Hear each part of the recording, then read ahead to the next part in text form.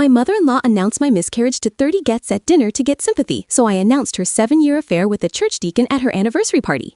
I've spent the last 6 years of my life being the person who catches everyone else when they fall. I'm a nurse by trade, so caretaking is in my DNA, but I didn't realize that when I married Mark, I wasn't just joining a family, I was signing up to be the primary benefactor for a woman who viewed me as nothing more than a walking, talking ATM with a high tolerance for emotional abuse. Eleanor, my mother-in-law, is the kind of woman who commands a room with a Bible in one hand and a metaphorical dagger in the other.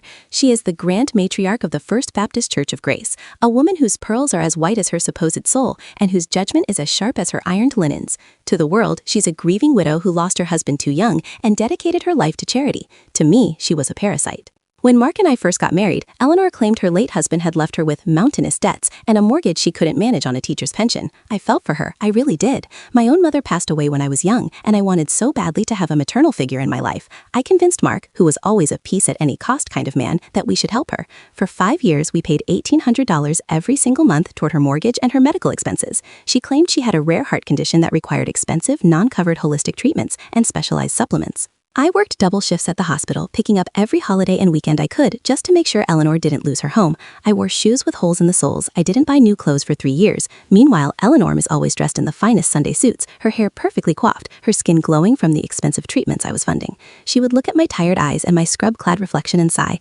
saying, "Clara, dear, you really should take better care of yourself. You look so haggard." It's a poor reflection on Mark. "I'm just tired, Eleanor," I'd say, trying to keep my voice steady. "The overtime is a lot." "Well," she'd reply, sipping the premium organic tea I'd bought her, "we all have our crosses to bear. Mine is my health, yours is apparently your vanity." The financial drain was astronomical. Between the mortgage, the medical bills, and the occasional emergency, like when she needed $4,000 for a mission trip to a resort in Sedona that she claimed was for spiritual healing, we had given her upwards of $130,000 over half a decade. We had no savings. We lived in a cramped one-bedroom apartment with a radiator that hissed like a cornered cat. But whenever I brought up the idea of her downsizing, she would launch into a dramatic episode. She'd clutch her chest, gasp for air, and remind us that this house was the only thing she had left of Mark's father. "You want to strip me of my memories?" she'd wail. "After all I've sacrificed to raise a son who would marry a woman so calculating." Mark would always crumble. He'd hold her hand, glare at me with eyes full of guilt, and apologize. I was the villain for wanting a future. I was the villain for wanting a house of our own. The dynamic in the family was always skewed. Mark was the scapegoat, the one responsible for his mother's happiness and financial stability. His sister, Sarah, was the golden child. Sarah lived a life of leisure, finding herself through various failed art projects and expensive retreats, all while Eleanor funneled the money we gave her directly into Sarah's bank account. I didn't know that yet, of course. I thought Eleanor was struggling. I thought she was sick. 2 years ago, Mark and I decided we couldn't wait any longer to start a family. I was 34, and the stress was taking its toll. We started IVF, which was another $20,000 we didn't have. I took out a personal loan without telling Eleanor, knowing she would find a way to claim that money was hers by right. The process was grueling. The hormones made me sick, the injections left my stomach bruised and purple, and the emotional roller coaster was exhausting. Eleanor's reaction to our IVF journey was predictably cruel. She didn't offer a cent, but she offered plenty of divine wisdom. "If God wanted you to be a mother, Clara, he wouldn't have made your womb so inhospitable," she said over a Sunday roast that I had paid for and cooked. "Perhaps you're being punished for your lack of faith, or perhaps you're just too focused on the material world." I bit my tongue until I tasted blood. I didn't tell her that the material world she was criticizing was currently paying for the very chair she was sitting in. I didn't tell her that if I had faith, it was in the science that was trying to give me the one thing I wanted more than anything. After 3 failed rounds, it finally happened. 2 pink lines. I cried for 3 hours. Mark held me, and for the first time in years, we felt like we were winning. We decided to keep it a secret until the 12-week mark. We knew how high the risks were, and we wanted this piece of joy to be ours alone before the world and Eleanor could get their hands on it. But at 8 weeks, I started cramping. It happened on a Tuesday. I was at work in the middle of a shift when the pain became unbearable. I knew immediately. By the time Mark got me to the ER, it was over. The silence of the ultrasound room was the loudest thing I've ever heard. No heartbeat. Just a flickering gray screen and a doctor with a look of practiced sympathy. I was devastated. I fell into a dark, hollow pit of grief. I couldn't sleep, I couldn't eat, and I couldn't look at the small box of baby clothes I'd hidden in the back of the closet. Mark was heartbroken too, but he was also terrified of his mother. He had accidentally let it slip that we were expecting a blessing during one of her many chest pain episodes a week prior, trying to cheer her up. When the miscarriage happened, I begged him, do not tell your mother. I cannot handle her theology right now. I cannot handle her making this about herself. Please, Mark, give me this time to just be, he promised. He swore on everything he held dear that he wouldn't say a word. 3 days later, Eleanor insisted on hosting a celebration of life dinner at her house. It was ostensibly for a member of her church who had recovered from a flu, but in reality, it was just an excuse for her to play the grand hostess. There were 30 people there, church elders, the deacon, the flying monkeys of her social circle, and her golden child, Sarah. I didn't want to go. I was still bleeding, physically and emotionally. I was wearing a heavy pad and a dark dress, feeling like my body was a tomb. But Mark pleaded with me. She'll make it a huge scene if we don't show up, Clara. She's already suspicious because we haven't answered her call. Just 2 hours. We'll eat, we'll leave. I went. I sat at that long mahogany table, surrounded by the smell of expensive lilies and the sound of performative laughter. Eleanor was at the head of the table, presiding over the room like a queen. She looked radiant. She was wearing a new silk blouse that I knew cost $400 because I'd seen the charge on the emergency credit card we gave her for medications. Halfway through the main course, Eleanor stood up. She tapped her crystal glass with a silver spoon, demanding silence. The room fell quiet. She looked around, her eyes landing on me with a look of faux tenderness that made my skin crawl. Friends, family, she began, her voice quivering with a practiced tremor. As you know, my life has been one of many trials, but I have always found strength in sharing our burdens. Tonight, I have a heavy heart, and I ask for your prayers for my son and his wife. My fork hit the plate with a clatter. Mark went pale beside me. I looked at him, my eyes wide with a silent no. Eleanor didn't miss a beat. She wiped a non-existent tear from her eye. It is with a broken heart that I must tell you all. Clara has lost the baby. Our little angel has returned to heaven before we could even hold them. I know many of you were looking forward to a new addition to our church family, but alas, the Lord had other plans. It has been a devastating week for me, trying to be the pillar of strength for these two. The room erupted into a cacophony of gasps and, oh, how terrible, and poor Eleanor, she's so brave. I felt the blood drain from my face. The world started to tilt. 30 sets of eyes were on me, some pitying, some judging, some just hungry for the gossip. I looked at Eleanor, and for a split second, the mask slipped. She wasn't sad. She was thriving. She was basking in the attention. She had taken my most private, agonizing trauma and turned it into a centerpiece for her dinner party. She had used my dead child to get sympathy points from her congregation. Eleanor, I whispered, my voice shaking. How could you? She looked at me, her expression shifting instantly to one of luvid innocence. Oh, Clara, darling, we don't hide our sorrows in this house. We share them so the community can lift us up. You're being so emotional. It's the hormones, I understand, but you shouldn't be selfish with your grief. Selfish? I stood up, the chair screeching against the hardwood. I asked for privacy. I begged for it. And I knew better, she said, her voice turning cold and authoritative. You're young. You don't understand how these things work. Now sit down. You're making a scene and ruining the evening for our guests. Let us pray. She actually bowed her head. She expected me to sit there and be prayed over by the people she had just used to humiliate me. Mark reached for my hand, whispering, Clara, please, just sit down. We'll talk about this later. I pulled my hand away. I didn't say another word. I walked out of that house, the sound of Eleanor's prayer echoing behind me. I walked 3 miles in the dark because Mark had the car keys, and I couldn't stand to be in the same space as him for even a second. That night, I didn't cry. The grief was still there, but it had been cauterized by a white-hot, blinding rage. I realized then that Eleanor didn't love Mark, and she certainly didn't love me. We were resources, we were props, and she had just crossed a line that could never be uncrossed. She thought she was untouchable because of her piety. She thought she was the ultimate moral authority. She thought her secrets were safe because she spent her Sundays in the front pew and her weekdays manipulating everyone around her. She was wrong. I spent the next 48 hours in a state of hyper-focused clarity. I didn't go to work. I didn't talk to Mark, who was sleeping on the couch and sending me endless texts about how his mother meant well and just has a different way of processing things. I knew Eleanor's heart condition was a lie. I knew her financial ruin was a lie. But I needed more. I needed the kind of proof that would strip her of the only thing she actually valued, her reputation. It started with a simple realization. Eleanor was technologically illiterate, or so she claimed. She always had me fix her phone or update her iPad. But she had recently gotten a new iPhone, paid for by me, and I realized I still had the login credentials for her iCloud from when I set it up for her. She thought I was the dumb nurse who just followed orders. She never imagined that I would be the one to go digging through the digital basement of her life. What I found in those first few hours was just the tip of the iceberg. There were no medical specialists in her contacts. There were, however, dozens of transfers from her bank account to Sarah's. She hadn't been paying off a mortgage. She had been funneling our money into a high-interest savings account in her own name, while Sarah used the rest for travel expenses. But that wasn't the big one. The big one was a folder labeled church business. Inside were hundreds of photos, videos, and saved text chats. They didn't involve church business. They involved Deacon Miller, the most respected, married, God-fearing man in the congregation, the man who sat next to his wife of 40 years every Sunday, the man who had presided over the prayer for my miscarriage. The affair hadn't just been a fling. It had been going on for 7 years. There were photos of them in hotels I had paid for. There were videos of Eleanor laughing about how easy it was to get money out of Mark and that little nurse. One video, dated only 3 weeks ago, showed Eleanor and the deacon sitting in a car. She was complaining about how Mark and I were wasting money on IVF. I told her it's her own fault for being so high-strung, Eleanor said in the video, her voice dripping with malice. If she actually gets pregnant, the money will dry up. I need to make sure she knows that a baby won't change her status in this family. She's just the help with a ring on her finger. The deacon laughed and kissed her hand. You're a marvel, Eleanor, so devoted to the Lord's work. I sat in the dark of my living room, the blue light of the laptop screen reflecting in my eyes. My heart was pounding, but my hands were steady. She had called me the help.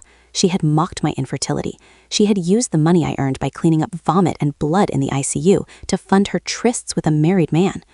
The 30th anniversary of Eleanor's dedication to the church and her wedding anniversary to her late husband, which she still celebrated as a widow's tribute, was in 2 weeks. It was going to be the biggest event of the year for her. Over 100 guests, a banquet hall, a slideshow of her life of service. I had 2 weeks to build a paper trail that would burn her world to the ground. For the next 48 hours, Eleanor didn't apologize. She didn't call to see if I was physically okay after walking 3 miles in the dark while recovering from a medical procedure. Instead, she went on the offensive. It started with a text message sent to a group chat that included Mark, Sarah, and 4 of her prayer warrior friends from church. Prayers for my daughter-in-law, Clara, the message read. She is struggling with a spirit of anger and resentment following her loss. She lashed out at me tonight in front of our guests, and while my heart is wounded, I forgive her. She is not herself. Please ask the Lord to soften her heart so she can accept the support this community wants to give her. The support arrived within hours in the form of flying monkeys. My phone didn't stop buzzing. People I hadn't spoken to in years, distant cousins of Mark's, ladies from the church choir, were sending me encouraging verses about the dangers of pride and the beauty of submission to family elders. Sarah even had the audacity to call me and leave a voicemail. Hey, Clara, Mom is really upset. She's been crying all morning about how you humiliated her at her own dinner table. I know you're going through a lot, but you really need to think about how your behavior affects her health. Her heart condition is acting up because of the stress you're causing. Just call her and apologize, okay? Let's move past this. Her heart condition. That was the phrase that finally snapped the last thread of my patience. As a nurse, I've seen real heart failure. I've seen what restrictive cardiomyopathy, the specific diagnosis Eleanor claimed to have, does to a person. It causes edema, shortness of breath, a distinct pallor, and a specific type of lethargy. Eleanor, however, seemed to have the only case of cardiomyopathy in medical history that allowed her to spend 4 hours gardening in the direct sun and another 3 hours standing at a pulpit. I sat down at our kitchen table with a legal pad. I needed to see the numbers. I needed to see the physical cost of her lies. I pulled up my bank statements from the last 5 years. Monthly mortgage payment for Eleanor, $1,800. Monthly medical supplement allowance, $600. Quarterly specialist visits, $1,200. Emergency repairs and church missions, average of $5,000 per year. The total was staggering, $153,000.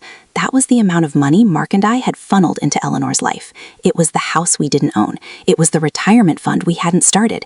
It was the reason we had to take out a loan for the IVF that had just ended in a puddle of blood on a Tuesday afternoon. I felt a cold, clinical detachment take over. I wasn't just grieving a child anymore. I was investigating a crime. I started with the specialist visits. Eleanor always insisted on paying them in cash or through her own account, claiming the doctor's office didn't deal with insurance because of their pioneering holistic approach. She would bring us printed invoices on letterhead from a place called the Mercy Springs Wellness Center. I searched for Mercy Springs Wellness Center. It didn't exist. There was no medical license registered under that name in the state. I checked the address listed on the invoices. It was a P.O. box at a UPS store 3 towns over. Then I looked at the mortgage statement she had shown Mark years ago. I remembered seeing one on her kitchen counter, a document from Midwest Heritage Bank. I called the bank's general line.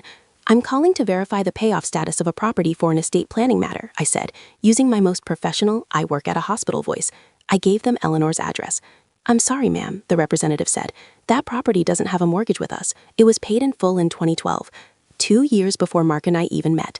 My father-in-law's life insurance had cleared the house. Eleanor didn't have a mortgage. She hadn't had one in over a decade. Every single penny of that $1,800 a month, over $100,000 in total, had gone straight into her pocket."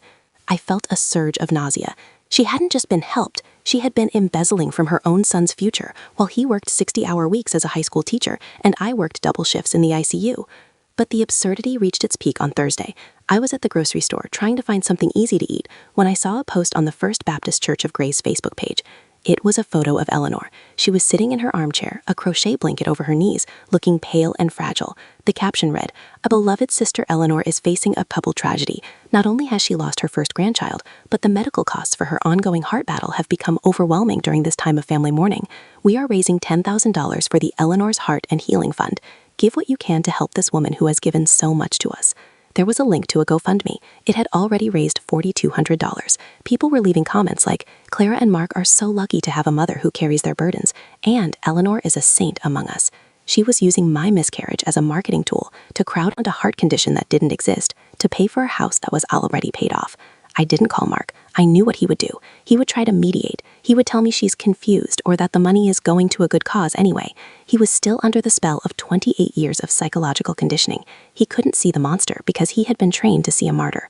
I needed professional help.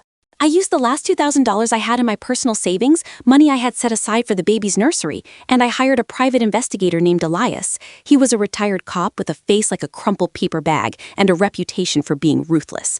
"I want everything," I told him in a dimly lit diner on the outskirts of town. "I want her bank records. I want to know where the money goes. I want to know who she's talking to, and I want to know about Deacon Arthur Miller." Elias raised an eyebrow. "The church guy? He's a big deal around here, wealthy, connected." "He's her spiritual advisor," I said, the word spiritual feeling like ash in my mouth. "I have reason to believe their relationship is a bit more secular." "Give me a week," Elias said.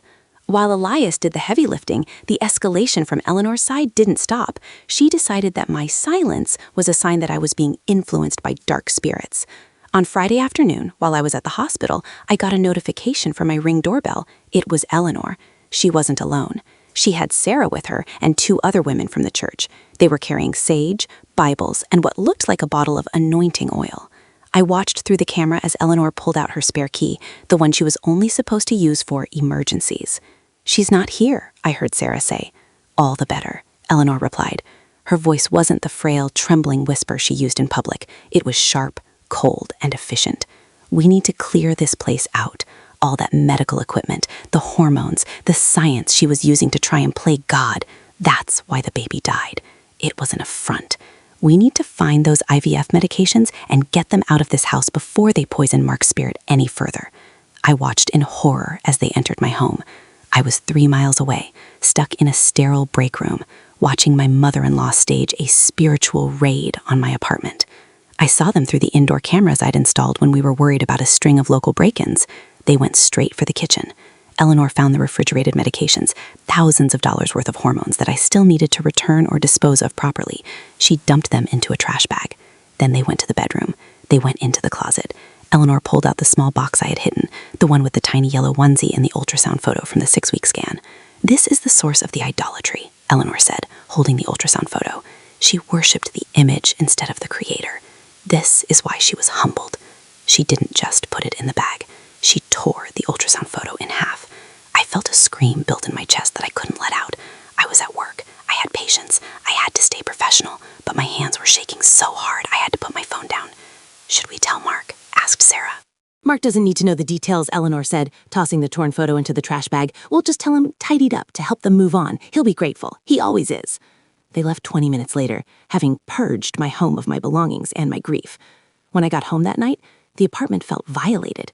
The air smelled of cheap incense and the anointing oil they had rubbed on the door frames. I walked to the trash can in the kitchen. It was empty. They had taken the bag with them. Mark was already home, sitting on the sofa. He looked relieved. "Hey, honey," he said. "Mom and Sarah stopped by today. They saw how overwhelmed we were and did some cleaning. Wasn't that sweet? Mom said she wanted to take the heavy reminders away so we could have a fresh start." I looked at him, truly looked at him. He was a good man, but he was a coward.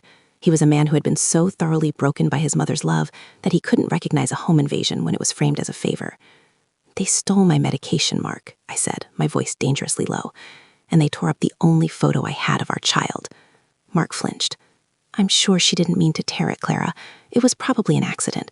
She thinks she's helping. She's worried about your soul."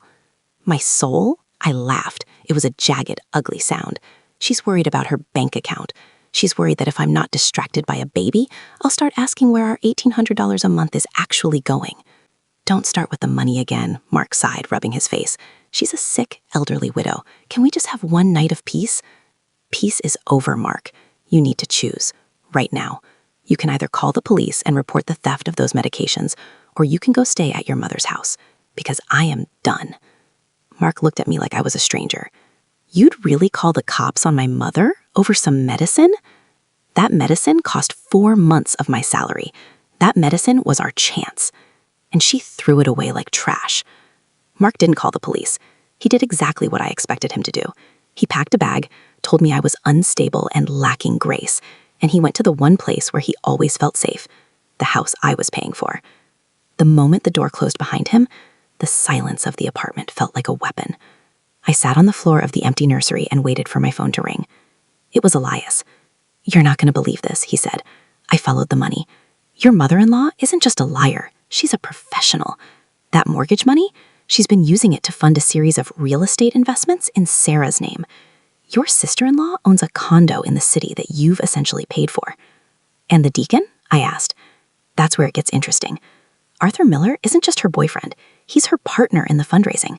They've been skimming from the church's building fund for years." But that's not the best part. Elias paused, and I could hear the rustle of paper. I bugged the car. They had a little meeting this evening after the church fundraiser kicked off. I've got a recording of Eleanor laughing about how she performed the miscarriage announcement to get the congregation to open their wallets. She called it her best work yet. And then, Clara, she told the deacon that she's planning to convince Mark to divorce you so she can move into a bigger house with the divorce settlement she thinks he'll get from your joint assets. She wants him to divorce me? She said you're getting too smart for your own good and that you're starting to sniff around. She told the deacon, and I quote, "I'll have him out of that marriage by the anniversary party. He's always been a mama's boy. He'll do what I tell him once I convince him she's crazy." I felt a strange sense of peace wash over me. The betrayal was so complete, so total, that there was no longer any room for doubt or hesitation. "Elias," I said, "how quickly can you get me the full bank records for the deacon and Eleanor? And I need every photo you've taken of them together, every hotel receipt, every mission trip itinerary that matches their weekend getaways." "I have most of it already. Why? What are you planning?" "The 30th anniversary party is in 10 days, I said. "Eleanor has been planning it for months. She's calling it a lifetime of faithfulness. She's invited the whole town. She wants a celebration of her life's work. And I think it's time she got exactly what she deserved. I'm going to give her a celebration she'll never forget." The next week was a blur of tactical planning. I didn't reach out to Mark. I let him stay in his childhood bedroom, surrounded by the ghosts of his mother's manipulation. I let him listen to her lies about how I was spiraling and how I was unfit to be a mother. I knew that every word she spoke was just another nail in the coffin I was building for her reputation. I spent my nights at the hospital, working my shifts with a mask of perfect composure. But in my bag, I had a flash drive. On that drive was a meticulously curated PowerPoint presentation. It didn't start with the affair. No, that would be too quick. It started with the sacrifice. I scanned every single bank statement. I highlighted every mortgage payment we had made to a bank that didn't hold a mortgage. I included the letter from the bank confirming the house had been paid off in 2012. I included the medical bills from the fake wellness center, juxtaposed with the veterinarian's license of the man who actually owned the P.O. box. I included the GoFundMe screenshots, followed by the video footage from my Ring camera showing Eleanor and Sarah entering my home and stealing my medications. I had the high-definition audio of Eleanor saying, "I worshipped the image instead of the creator." This is why she was humbled as she tore my baby's ultrasound. And then the finale, the faithfulness section. Elias had outdone himself. He had captured photos of Eleanor and Deacon Miller at a spiritual retreat in a coastal town 4 hours away. The photos showed them on a balcony, sharing a bottle of wine, their hands in places that definitely weren't brotherly. He had the hotel receipt charged to the emergency credit card I had given Eleanor for her heart medication. He had a recording of them in the deacon's Lexus discussing how much they could squeeze out of the church's new roof fund. People are so gullible, Arthur. Eleanor's voice was crystal clear on the recording. They see a widow in a Sunday hat and they just want to give. It's almost too easy. And Mark, bless his heart, he's so desperate for my approval he'd let me rob him blind. And he did. $1,800 a month for 5 years. I haven't paid a bill since 2015. I watched the presentation over and over. I made sure the transitions were smooth. I made sure the audio was balanced. On Wednesday, 4 days before the party, Eleanor sent me one final text. Clara, I've decided to be the bigger person. Despite your behavior, I have reserved a seat for you at my anniversary celebration this Sunday. I want the family to be whole. Mark tells me you've been busy. I hope you've spent that time in prayer. I expect you to be there in a modest dress, and I expect an apology before the guests arrive. Don't be late. This is a big day for the church and for me. I replied with 2 words. I'll be there. She thought she was inviting me to her coronation. She didn't realize she had just handed me the keys to her execution. I spent the rest of the week gathering the flying monkeys. I didn't try to defend myself to them. Instead, I sent out a mass email to the entire anniversary committee. Subject, special surprise for Eleanor's 30th, I wrote. As Eleanor's daughter-in-law, I want to contribute something special to the ceremony. I've put together a comprehensive life and legacy tribute video. It's quite long, about 20 minutes, and covers her entire journey of faithfulness and sacrifice. I would love to project it during the main toast. Please let me know if I can handle the tech setup so it remains a surprise for her. The response was instantaneous. Oh, Clara, that is so beautiful of you. We knew you had a good heart. We will make sure the projector is ready. Eleanor will be so moved. Moved wasn't the word for it. On Saturday night, the day before the party, Mark finally came home. He looked tired and gray. He sat at the kitchen table, avoiding my eyes. Mom says you're coming to the party. I am. She said you're going to apologize. I have a lot to say, Mark. I think everyone will be very surprised by my contribution. Mark looked at me then, a flicker of suspicion in his eyes. What does that mean? Clara, please. Just for one day, can we not have any drama? This is her big moment. She's worked so hard for that church. She has, Mark. She's worked harder than you could possibly imagine. And tomorrow, I'm going to make sure everyone sees exactly what that hard work has produced. I don't like the way you're sounding, he said, standing up. Maybe it's better if you don't go. I'll tell her you're sick. No, Mark, I wouldn't miss this for the world. In fact, I've already sent the video to the committee. They've already seen the title slide. They're very excited. Video? What video? A tribute to your mother, I said, smiling for the first time in weeks. It wasn't a kind smile. It was the smile of a woman who had already won. It's called A Lifetime of Faithfulness. It's very thorough. He looked at me for a long moment, then shook his head. Whatever.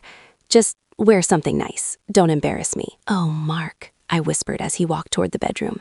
I'm not the one who's going to be embarrassed. The banquet hall of the First Baptist Church of Grace was draped in what I called Eleanor blue, a specific, cloying shade of hydrangea that matched her favorite Sunday suit. There were over 100 people there. The air smelled of expensive catering, floor wax, and the suffocating scent of lilies. It felt less like a church anniversary and more like a coronation. At the front of the room, a large projector screen had been set up. Beside it sat a technical booth where a young, eager volunteer named Toby was managing the audiovisual equipment. I had spent the previous afternoon training him on how to play my file. I told him it was a multi-layered sensory experience and that he wasn't to stop it under any circumstances, even if there was technical feedback, because it was timed perfectly to Eleanor's emotional journey. Eleanor was in her element. She moved through the crowd like a holy celebrity, her hand perpetually pressed to her chest in that practiced gesture of fragile grace. She was wearing a new pearls and silk ensemble, another medical emergency expense, I'm sure. Mark walked behind her like a loyal footman, holding her shawl and looking miserable. When she saw me, her eyes narrowed for a split second before she plastered on a mask of saintly forgiveness. She glided over, Sarah trailing behind her like a mini-me. Clara, Eleanor said, her voice loud enough for the nearby elders to hear. I am so glad you chose to join us. I know your heart has been troubled. To see you here, dressed so appropriately, tells me you're ready to seek atonement. I'm ready for the truth to come out, Eleanor, I said, my voice steady. Good, good, she said, patting my cheek with a cold, dry hand. We'll have our little talk later, but for now, sit. Enjoy the fruits of a life well lived. Mark pulled me aside as she moved on to greet Deacon Miller and his wife Martha. Martha was a quiet, bird-like woman who had spent 40 years being the perfect deacon's wife, never suspecting that her husband's late-night counseling sessions were taking place in boutique hotels. "Clara, please," Mark whispered. "Just stay quiet. Don't look at her like that. People are starting to whisper." "Let them whisper, Mark. They'll have plenty to talk about soon." The dinner was a grueling 3-course affair of bland chicken and performative piety. Eleanor stood up several times to offer small reflections on her 30 years of service. She talked about the sacrifices she had made as a widow. She mentioned with a heavy sigh how she had shouldered the financial burdens of her family so her son could thrive. I saw Mark lower his head, the guilt I had watched her instill in him for a decade visibly weighing him down. Finally, it was time for the main event. Deacon Miller stood up to give the keynote toast. He was a tall man with silver hair and a booming, authoritative voice, the kind of voice that made people feel like they were hearing from God himself. "Eleanor," he began, raising a glass of sparkling cider, "you are the definition of faithfulness. In a world that forgets its promises, you have stood firm. You have been a pillar to this church, a mother to the fatherless, and a woman of impeccable moral character. Your late husband would be so proud to see how you have honored his name." He looked at her with a warmth that was disgusting once you knew what was behind it. Eleanor wiped a tear from her eye, looking like a martyr in a Renaissance painting. "And now," the deacon continued, "Clara, Eleanor's daughter-in-law, has prepared a special tribute, a look back at 30 years of a life lived in the light. Toby, if you would." The lights dimmed. A hush fell over the room. I stood up and walked to the side of the stage, my heart hammering against my ribs, but not from fear. It was the adrenaline of an apex predator. The first slide appeared on the screen. It was a beautiful, high-resolution photo of Eleanor in front of the church 10 years ago. The text over it read, "Eleanor, a legacy of truth and sacrifice." The crowd cooed. Eleanor smiled, her face illuminated by the glow of her own image. Then the second slide hit. It wasn't a photo of Eleanor. It was a scanned copy of the 2012 property deed for her house with the "paid in full" stamp circled in bright neon red. Beside it was a chart I had made, titled "Mortgage Payments Received from Mark and Clara, 2018-2023. The total was displayed in massive bold numbers, $108,000. The room went silent. Not a respectful hush, but the kind of silence that happens right before a car crash. I saw Mark sit up straight, his brow furrowed as he stared at the screen. He knew that document. He had seen the fake versions she'd shown him for years. "What is this?" someone whispered in the back. I didn't give them time to process. The next slide appeared. It was a side-by-side comparison. On the left, an invoice from Mercy Springs Wellness Center for $1,200 for Eleanor's heart medication. On the right, a screenshot of the business registry showing that Mercy Springs was registered to a P.O. box owned by a local dog groomer who happened to be Sarah's best friend. "Oh my God," Sarah gasped, her face turning a ghostly shade of white. Eleanor stood up, her chair screeching against the floor. "Toby, stop this! This is a mistake! Clara, what have you done?" "I'm just showing them your legacy, Eleanor," I said, my voice amplified by the microphone on the podium. "Don't you want them to see how much we've sacrificed for you?" The video portion began. The audio from the Ring camera filled the hall. It was the sound of Eleanor's voice, clear and cold, echoing through the speakers. "That's why the baby died. It was an affront." We need to find those IVF medications and get them out of this house before they poison Mark's spirit any further. The gasp that went through the room was physical, a collective intake of breath that felt like it sucked all the oxygen out of the hall. People who had sent me those spirit of anger texts looked at the screen in horror. They watched as the video showed Eleanor tearing the ultrasound photo of my dead child and tossing it into a trash bag. Mark was standing now. He wasn't looking at the screen anymore. He was looking at his mother. I had never seen that expression on his face.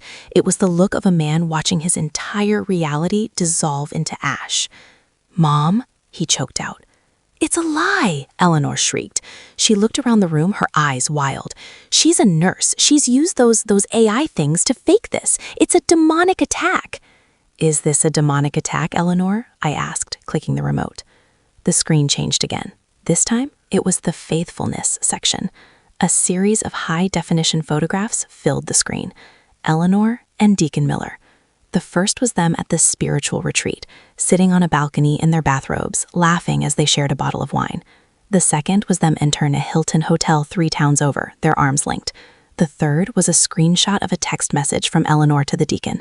"Arthur, I've got another $4,000 from the Heart Fund. Go fund me. Meet me at the usual spot? Martha won't suspect a thing if you tell her it's a regional board meeting." The silence in the room was now replaced by a low, rising roar of murmurs. Martha Miller, the deacon's wife, stood up. She didn't scream, she didn't cry. She just looked at her husband, who was frozen at the table, his face a mottled purple, his massive frame making the deacon look like a panicked child. The finale was a recording. It was the audio Elias had captured from the car. People are so gullible, Arthur. They see a widow in a Sunday hat and they just want to give. I'll have Mark out of that marriage by the anniversary party. He's always been a mama's boy. He'll do what I tell him once I convince him she's crazy. The screen went black. The title card returned. A Lifetime of Faithfulness. I turned the microphone off and stepped down from the stage. The room was absolute chaos. People were standing, shouting, pointing. The flying monkeys, who had been Eleanor's fiercest defenders, were now the loudest voices in the room, screaming about betrayal and sacrilege. They weren't angry because she was a monster. They were angry because she had made them look like fools. Eleanor did exactly what I knew she would do. She collapsed. She fell to the floor, clutching her chest, gasping for air. "My heart," she wailed. "My heart! Someone, call an ambulance. I'm having a heart attack. Clara, save me!" The crowd parted. They all looked at me. I was the nurse. I was the one who was supposed to rush to her side and perform the miracle. I walked over to her slowly. I didn't run. I didn't panic. I knelt down beside her, not out of care, but to check her vitals. I put 2 fingers to her carotid artery. Her pulse was strong, steady, and fast. The pulse of someone who was terrified of being caught, not someone who was dying. I checked her pupils. They were reactive. I looked at her skin. She wasn't pale. She was flushed with rage. "You're fine, Eleanor," I said, loud enough for the people in the front row to hear. "Your heart is as strong as it's ever been. You're just having a panic attack because the money just stopped flowing." "I'm dying," she hissed at me, her eyes snapping open, full of venom. "You've killed me. I'll sue you for everything you have." "You don't have a lawyer, Eleanor," I whispered in her ear, "and after the church sees the forensic audit I'm handing to the elders tonight, you won't have a house either." I stood up and looked at Mark. He was standing 5 feet away, his hands shaking. Is she okay?" he asked. "She's perfectly healthy, Mark," I said. "She's been healthy the whole time we've been paying for her treatments. She's just a very good actress." Mark looked down at his mother, who was still rolling on the floor, performing for an audience that was already leaving. He looked at the screen, then back at me. "I didn't know," he whispered. "Clara, I swear I didn't know." "I know you didn't," I said, "but you chose not to see, and now I'm choosing for myself." I walked out of the banquet hall. I didn't wait for the ambulance that someone eventually called. I didn't wait for the deacon to try and explain himself to the elders. I didn't wait for Sarah to try and justify why she had a condo in the city paid for by my overtime hours. I walked out into the cool night air and I took a deep, clean breath. For the first time in 6 years, I didn't feel like I was carrying the weight of a family on my back. I felt light. I felt empty in a way that was finally blissfully quiet. The fallout was only just beginning, and I was going to enjoy every single second of it. The aftermath of the Faithfulness Gala was not a quick explosion. It was a slow, agonizing burn that scorched every corner of Eleanor's carefully constructed world. When the paramedics arrived at the banquet hall, they found a woman who was perfectly capable of screaming, but chose to perform a silent, clutching at the chest pantomime for the benefit of the remaining elders. I watched from the doorway as they loaded her into the ambulance. One of the EMTs, a guy I'd worked with during several trauma shifts, caught my eye. He gave me a look of confusion, then a subtle shake of his head after checking her vitals. He knew. I knew, and within an hour, the ER attending physician, a man who had no patience for medical theater, confirmed it. "There is absolutely nothing wrong with her heart," the report read. "Patient exhibited symptoms consistent with a high-stress emotional reaction. Discharge recommended immediately." But Eleanor didn't want to be discharged. She wanted a sanctuary. She stayed in that hospital bed for 3 days, refusing to leave, claiming she was too weak to walk. She tried to turn the hospital staff against me, telling the nurses that I had poisoned her and orchestrated a coup to steal her home. She didn't realize that in a hospital, nurses talk. My colleagues knew me. They knew my work ethic, my patience, and my history. They looked at her with the professional coldness reserved for malingerers, patients who fake anus for secondary gain. While she was busy playing the victim in room 412, I was busy with the paper trail. I spent the first 72 hours in a state of clinical efficiency. I met with a forensic accountant recommended by Elias. We sat in a room filled with the scent of stale coffee and ink, going through 5 years of bank records, credit card statements, and the digital crumbs Eleanor had left behind. It was worse than I thought. Eleanor hadn't just been taking our $1,800 a month, she had been double dipping. She had convinced Mark that the house insurance was separate, so he was paying an additional $200 a month for premium coverage that didn't exist. She had been using the emergency credit card for everything from high-end skincare to tithes back to the church, meaning I was essentially paying her church donations so she could look like the most generous member of the congregation. The most damning discovery, however, involved Sarah. The $153,000 we had given Eleanor hadn't just sat in a bank. Eleanor had used $80,000 of it as a down payment on a luxury condo in the city for Sarah, framing it as an investment for the family's future. The title was in Sarah's name, but the mortgage payments were being funneled through Eleanor's account using our money. I didn't call a lawyer first. I called the district attorney's office. Because Eleanor had used GoFundMe to raise money for a non-existent heart condition, she had committed wire fraud. Because she had stolen nearly $6,000 worth of specialty IVF medications from my home, medications I had receipts for, she had committed felony theft. And because she and Deacon Miller had been skimming from the church's roof and relief fund, they were looking at embezzlement charges. The church board was the first to strike. Once they saw the documentation Elias provided, the hotel receipts matching the dates the deacon claimed to be at leadership seminars, they didn't hesitate. They were terrified of a lawsuit from the congregation. They stripped Deacon Miller of his title, banned him from the property, and launched a full internal audit. His wife Martha filed for divorce the following Monday. She didn't just want a split, she wanted blood. She sued him for the entirety of his retirement fund, citing his moral turpitude and the dissipation of marital assets on his mistress. Then it was my turn. I filed for divorce from Mark. It was the hardest thing I've ever done, but also the most necessary. He came to the apartment a week after the party, looking like a ghost of the man I'd married. He tried to apologize. He tried to tell me that he was sorting things out and that he had confronted his mother. "What did she say, Mark?" I asked, sitting across from him at the table where we used to plan our future. She says she did it for us," he whispered, his voice cracking. "She said she was holding the money in Sarah's condo so that when we had the baby, we'd have a city retreat. She said she didn't tell us because she wanted it to be a surprise." A surprise? I felt a hysterical laugh bubble up. She stole our house fund, mocked our infertility, and tore up our child's only photo to surprise us?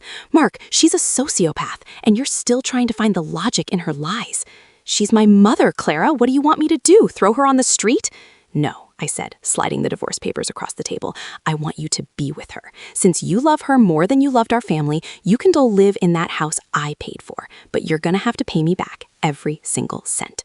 I sued them both. I filed a civil suit against Eleanor for unjust enrichment and fraudulent misrepresentation. I filed against Sarah to claw back the equity in the condo that had been purchased with my stolen wages.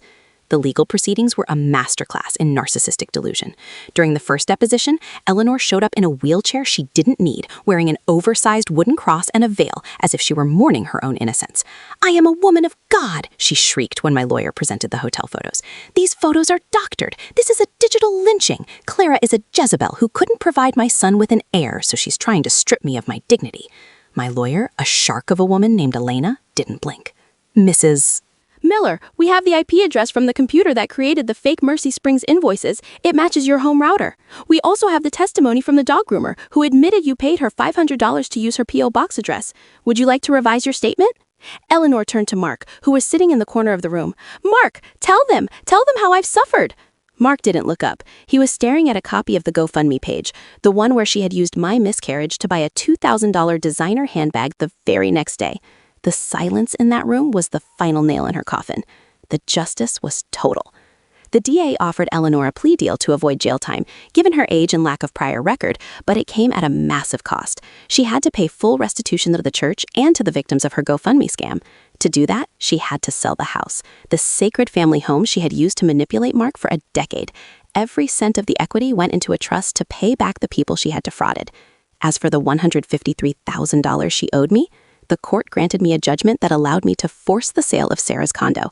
Sarah, the golden child who had never worked a day in her life, was evicted 3 months later. She moved into a studio apartment above a laundromat and took a job at a fast food chain. She sent me a 10-page letter blaming me for destroying her artistic potential, which I promptly shredded and used as bedding for my new hamster. Mark tried to stay with his mother in a small rented apartment, but the dynamic had shifted. Without my income to fund their lifestyle, they were forced to live on Eleanor's meager actual pension. Eleanor's heart condition miraculously disappeared when there was no one left to pay for the treatments, replaced by a bitter, constant stream of vitriol directed at the son who allowed his wife to ruin them. Mark lasted 6 months before he checked himself into an intensive therapy retreat for victims of narcissistic abuse. He's still there, trying to figure out where his mother ends and he begins. I wish him luck, but I don't answer his calls. My life, however, has undergone a radical transformation. I took the money from the settlement, nearly $110,000 after legal fees, and I didn't buy a house. Not yet. I invested it. I went back to school and got my nurse practitioner license, specializing in women's health and fertility trauma. I wanted to be the person I needed when I was sitting in that ER room. I moved to a beautiful apartment in a different city, one with floor-to-ceiling windows that let in the sun. There are no lilies here, no Eleanor blue, just a lot of plants, a very comfortable sofa, and a profound sense of safety. I spent a year in therapy. My therapist, Dr. Eris, helped me realize that I wasn't a victim of Eleanor's piety. I was a target for her predatory nature because of my own empathy. We worked through the grief of a miscarriage not as a punishment or a shameful secret, but as a loss that deserved to be honored. I finally took that torn ultrasound photo, the one I'd managed to recover from the evidence pile, and I had a professional restorer fix it. It sits on my mantle now, framed in gold. It's not a source of pain anymore. It's a reminder of my strength. 6 months ago, I was promoted to clinical director of a major women's health center. My salary has doubled, but more importantly, my stress has vanished. I don't work double shifts to pay for someone else's pearls. I work because I love what I do. Last week, I received a final flying monkey message. It was a photo from a local news site back in my hometown. The headline read, "Former church pillar sentenced to community service for charitable fraud." The photo showed Eleanor. She wasn't in a Sunday suit. She was wearing a bright orange vest, picking up trash on the side of the highway. She looked old. She looked small. She looked like exactly what she had always been, a common thief who used a Bible to hide her hands. Beside her was Deacon Miller, who was also in an orange vest, looking equally miserable. Apparently, the Lord's work now involved clearing brush from the I-95 underpass. I looked at the photo for a long time, then I closed the tab. I didn't feel a surge of triumph. I didn't feel the need to gloat. I just felt finished. The story Eleanor tried to write for me, the story of the broken, bitter nurse and the saintly, suffering mother, was gone. I had reclaimed the narrative. I had used the paper trail to build a bridge to a life I never thought I was allowed to have. I walked over to my window and looked out at the city. The sun was setting, casting a warm golden glow over everything. I picked up my phone and called a friend to confirm our dinner plans. We were going to a place that served the most expensive, most unpious steaks in town. As I grabbed my keys, I caught my reflection in the hallway mirror. My eyes were bright. My posture was straight. I didn't look haggard. I didn't look like someone who was carrying a cross. I looked like a woman who had finally learned that the only person responsible for my faithfulness was me, and I had been very, very faithful to myself. I am no longer the help. I am the hero of my own life. And Eleanor, she's just a woman in an orange vest, finally learning the value of a hard day's work.